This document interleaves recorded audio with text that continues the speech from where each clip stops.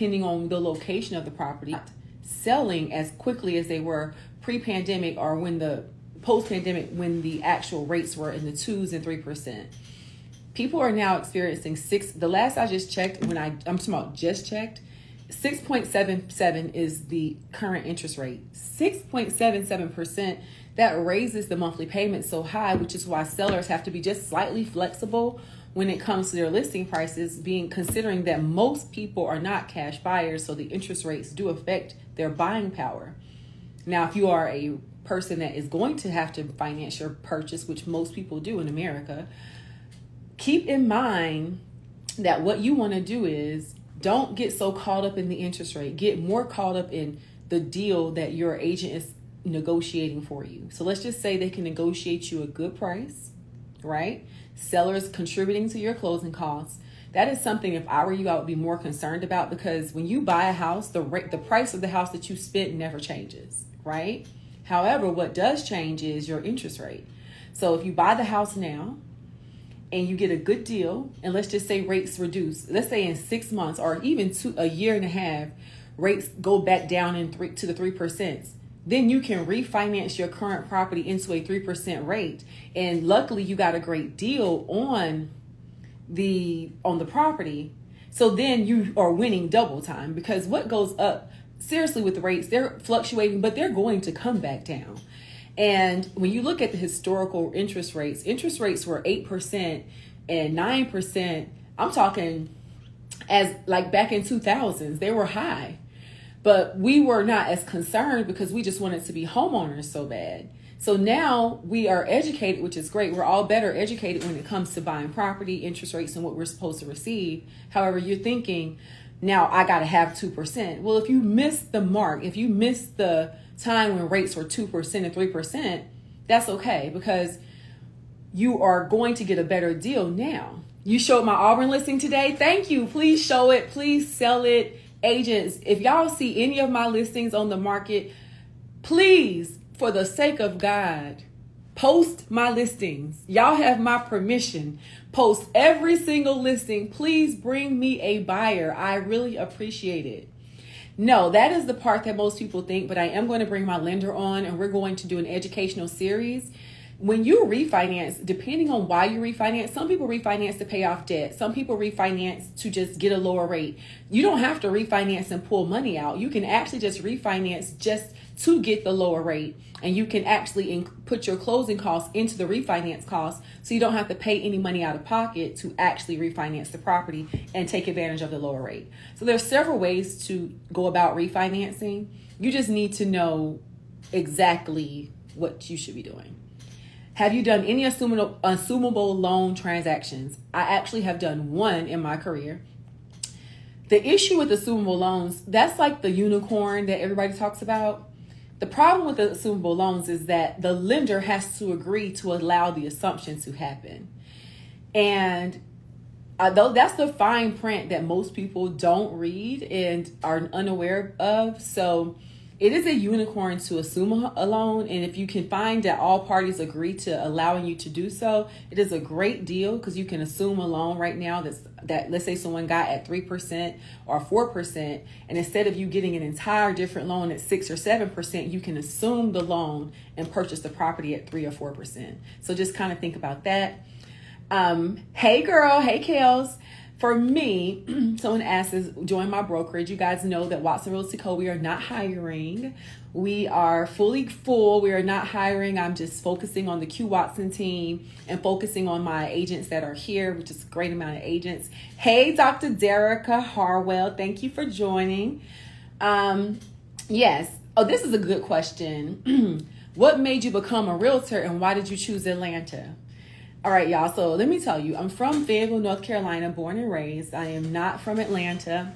And I used to come in Atlanta, and I'm telling my age if I tell y'all this. Do y'all remember when Justin's was open? That was Diddy's restaurant, like on Peachtree. So Justin's was open, and they used to have Luda Day weekend on like, was it Labor Day weekend and things like that. So when I was in college, me and my college friends, we would come to Atlanta to come to Diddy weekend. They would have Luda Day weekend, and they would have these events in Atlanta. And so when I used to come down here, this was the only place I saw that had quite a bit of successful Black people, is specifically Black women. I started to see Black women when I was looking at them, they were successful in their own right. Like, you can tell they could take care of themselves. And so I'm like, I like this city. I want to move to Atlanta. So as soon as I finished college, I moved. I just wanted to move here. And I thought I was going to get I thought I was going to get like a marketing job. So I came to Atlanta, I applied for a marketing job, and I went to the job, y'all, and it was me sitting in a cubicle, cold calling. Sitting in the cubicle, it was Reed Construction Data. They're still open. It's right off Peachtree Industrial, and we used to sit in that cubicle and cold call, and I was selling construction data. This is how back in the day, this was back in 2006. So I would cold call and sell construction data, which is upcoming developments and things like that, to other companies. So I did that for a little while, and then I met these women. They were all, balled out, and they were like, we do real estate. And I went and got my real estate license, and I joined Atlanta. Gosh, the owner is Michelle Falconer, and she owns an all-Black women's brokerage. I joined that brokerage right out.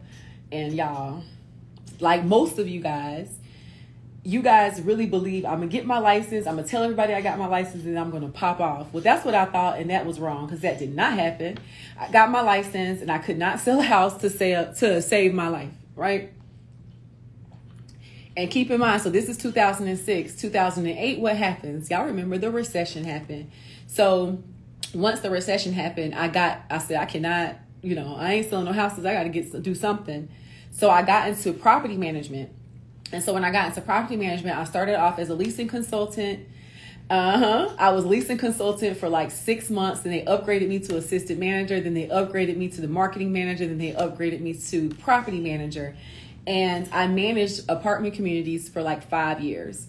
The largest property I was on was 415 units. The property I was at the last time was like 260 units. It was in Peachtree Corners, and I managed that property until it sold.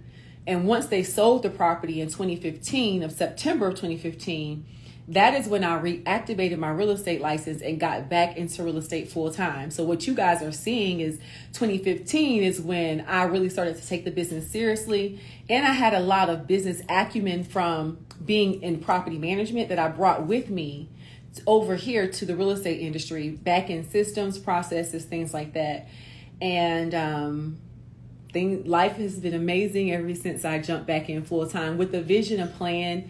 So I would say vision, plan, discipline, and I will say my time from property management really taught me what sales and real estate and all that stuff is about. So that's the story of why I came to Atlanta and how that's like a quick synopsis for those that don't feel like reading the book.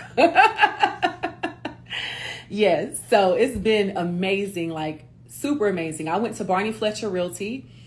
I did the in-person class. I just don't remember how long it took. It was so long ago. It was 2006. Someone said, what was my key takeaway from property management? Organized back-end systems and business. I would say both. Organized back-end systems and business acumen. So those are two things I took away from my experience in property management. And I enjoyed my time as a property manager. I enjoy my time more as a real estate broker, though. I do, absolutely do. Can we talk about HELOC loans to purchase investment properties? Let me tell you something.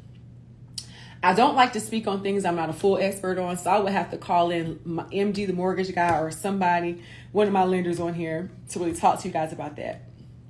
Someone said they are a chef. Well, let me know. I'm telling you, I didn't even have a chance to get Threads downloaded. Let me show y'all. I think it's still being downloaded. I am this thing came out last night and I still